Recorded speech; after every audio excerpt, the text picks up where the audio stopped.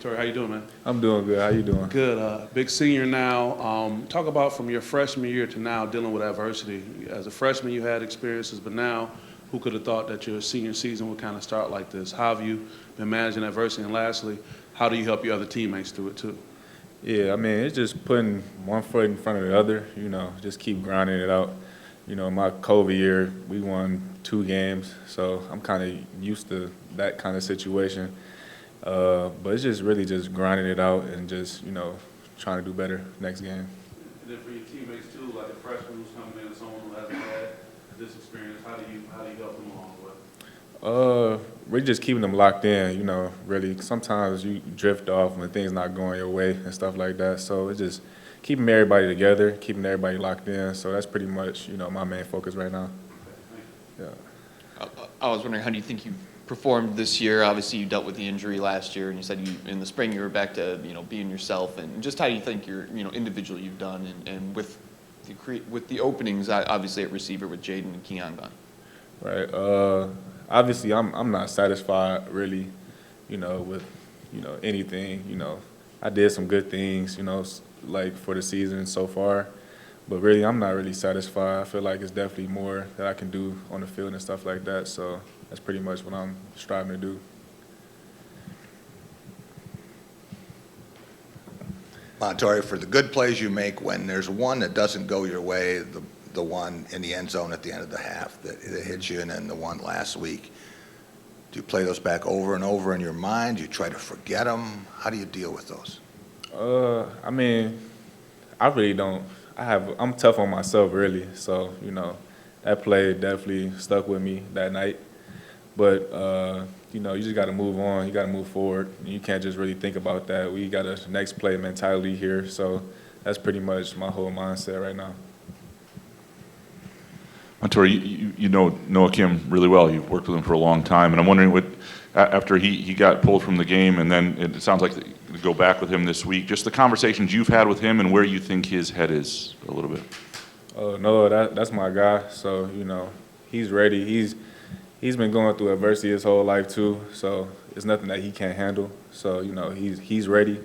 And, I'm behind him 100%.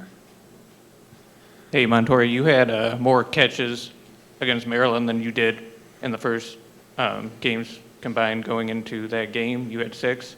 On Saturday, was that kind of part of the game plan going into it, or was it more of a matter of you getting open and getting more opportunities? Did you know you were going to have more chances against Maryland? I mean, as a receiver, it's ebb and flow, really. Some games you might get targeted twice. Other games you might get targeted, shoot 10 times. So, it's just ebb and flow to it, So that's pretty much it with the targets and receptions. So, yeah.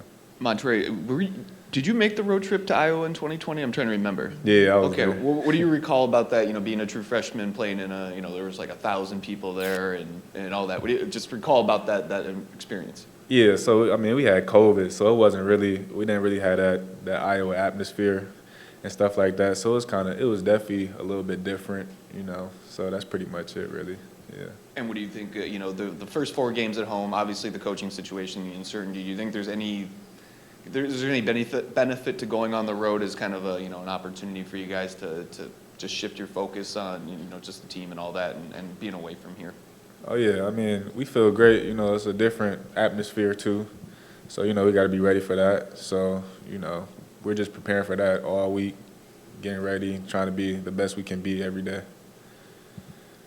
Montorie, we've talked to a lot of your teammates the last 2 weeks, since things got turned upside down a little bit for you guys. I'm just wondering, for your take on where is the locker room at? What are those conversations you guys are having player to player to try to keep this thing together, Right.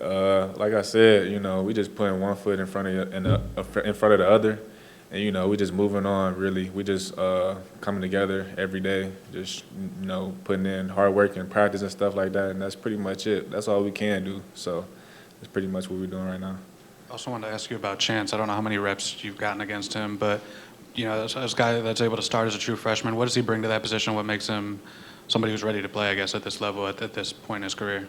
Yeah, he's definitely a player. He's ready for whatever. He goes against me. He goes against a lot of our receivers that's, pretty good.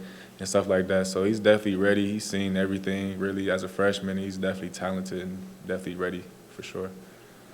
Yeah. Montorie, after these 2 losses, how much do you think really needs to change with this team, or do you feel like you guys are close? Really just being disciplined. You know, that's the main thing. That's our word for every game. Just do your job. So that's pretty much where we at right now. We just want everybody, you know, just do your job, and everything will take care of itself. Yeah. Just wondering, you're a veteran player, so you've kind of been there, done it, seen it all here. But the adversity for the younger players who had to go through a coaching change. I mean, 2 weeks ago, Mel Tucker was leading you. You're 2-0, and now they've had to adjust to a whole new leader. How do you think they're responding to that in the bigger picture? I mean, really, for them, you know, we strive on, you know, trying to be a team first, really. No matter what's going on, what the outside noise is about, you know, we just a team first. We kind of want to build that atmosphere in our facility. So that's pretty much it. That's where we at right now. And you feel you still are that? Oh yeah, definitely, for sure. How so? Just because I got my brother's back. We all got each other's back. So, you know, just knowing, you know, we can go to the battlefield with everybody, you know, 10 toes down, you know, I feel like that's going to help us in the long run.